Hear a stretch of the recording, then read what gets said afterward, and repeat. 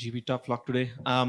Hindsight's a wonderful thing, but just the decision at the toss to kind of choosing to field first and then kind of playing into probably South Africa's hands because that's been their blueprint: bat first, big runs on the board, and then get our positions out. Yeah, absolutely.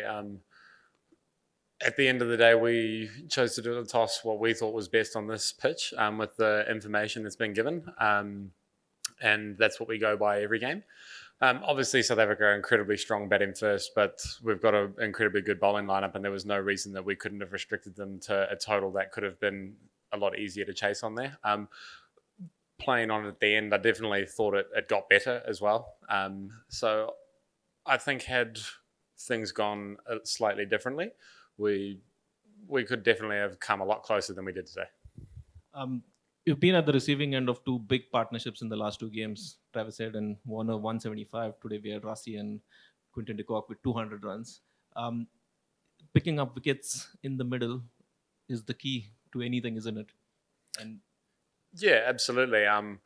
Obviously, it's very different from the two situations where Travis and Davey got off to an absolute flyer, whereas when we kept things under control and I think South Africa understood that they were probably a little bit behind the run rate, and they obviously came a little bit hotter through the middle. And with the pitch not necessarily offering too much turn for the spinners, strangling them in the middle became a little bit tough.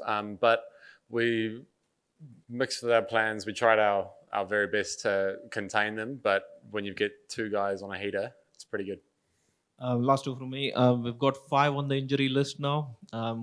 That really puts a spanner in the works.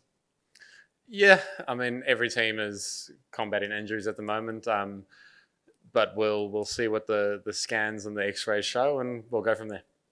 Last but not the least, you still have your destiny in your own hands.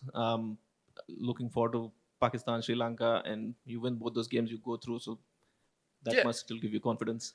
Yeah, absolutely. It's just 2 wins away, and that hopefully puts us in 3rd or 4th place, potentially even 2nd. So I think if we can just keep sticking to our basics, what we do best on the field, everything will be all right. Hi, Glenn. You just mentioned that the run rate was a bit low in South Africa's innings, but it seems like that's sort of their blueprint. They're not a team that scores very quickly in the power play, and then they sort of build up to launch at the end. How does it feel when you're in the field against a team like that, where you guys thinking about knowing their plans, with that being now the launching at the end, or did you just feel that South Africa was sort of under pressure with regards to the run rate and still being in control for you guys? No, I think we definitely recognised that they were playing the style of cricket that they wanted to play. But obviously, when any team tries to accelerate, you get opportunities.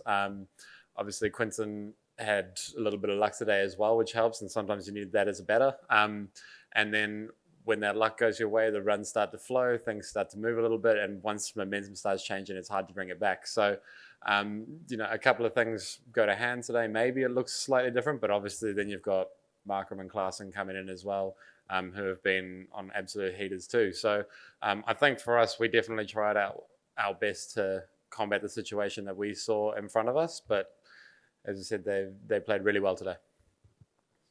Hi, Glenn. Just to ask about a couple of things that you mentioned, like Quinton de Kock's run out, for example, and in the last few matches, a few basics have maybe gone a little bit wrong. Is there any kind of focus on, just getting those things right? And are you a little bit disappointed that maybe you guys haven't? I mean, at the end of the day, a couple of tough chances were dropped, a missed run out when his back was turned to the bowler's end. You have no idea where Quinton's actually standing. Obviously, he had a little bit more time than he thought, but at the end of the day, it's not like we've been dropping straightforward chances or creating a lot of blunders in the field. We've definitely put a lot of pressure on the opposition in the field, and we've saved a lot of runs. And obviously, sometimes people drop catches, and that's just the way things go.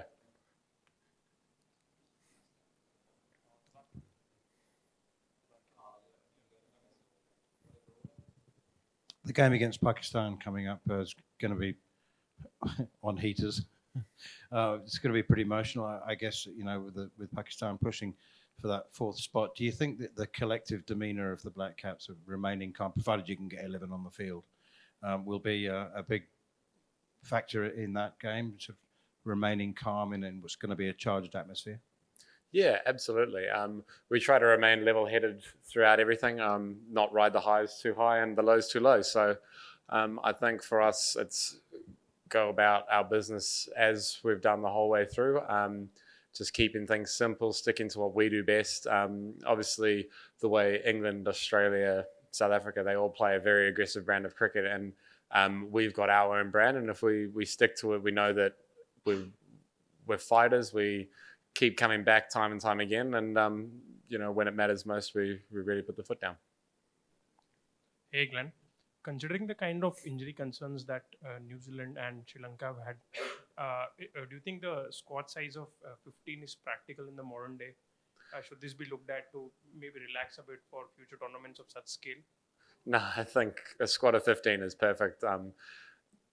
We're close enough anywhere in the world to fly someone in at any stage if you really absolutely need to. But you've got 15 players in a squad for a reason, and if someone goes down, you try and cover your bases. And then obviously with rules and regulations, being able to bring someone in if someone has an injury concern I think the format is good as it is. Thanks very much, guys. Cheers. Thank you.